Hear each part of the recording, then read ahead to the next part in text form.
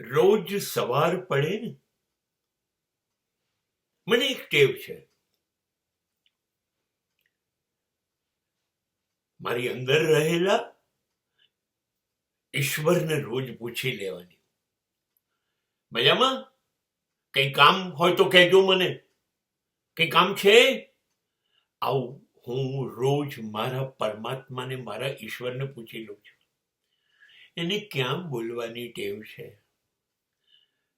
એવો અંદર જઈને બેસી ગયો છે, છુપાઈ ગયો છે, મળવું ન પડે ને. એને પાક્કી ખબર છે કે માણસ ઈશ્વરને શોધવા આખી દુનિયામાં ફરશે, પણ હું એની અંદર સંતાઈ જાઉં તો એ મને શોધવા પોતાની અંદર તો કોઈ દિવસ આવશે નહીં. એટલે જઈને અંદર બેસી ગયો.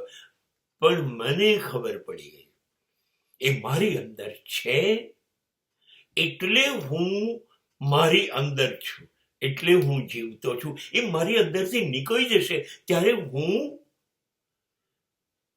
ક્યાં હઈશ એ ખબર નથી. એટલે રોજ પૂછી લઉં છું, કેમ છો? પણ કોઈ જવાબ કેવી રીતે આપે?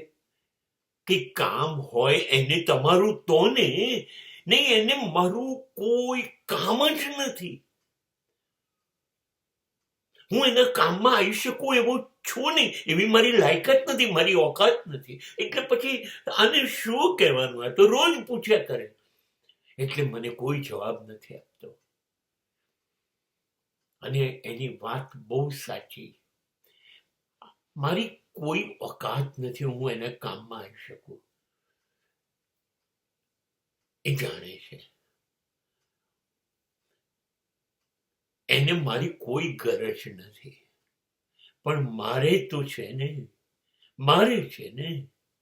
હું માણસ છું, ડરપોક છું, બીકણ છું, ગભરાઈ જાઉં છું. નાની તકલીફ આવે તો ચીસ પાડી ઉઠું છું. ઠોકર વાગે ને તો ઓ માં બોલાઈ જાય છે, મારાથી સહન નથી થતું, મારે એની જરૂર પડે છે. ક્યાં છું? જોતો ખરો મને શું થયું છે. મારે વારંવાર એની ગરજ પડે છે. એટલે ઈશ્વરની જોડે સંબંધ રાખવામાં મને રસ છે.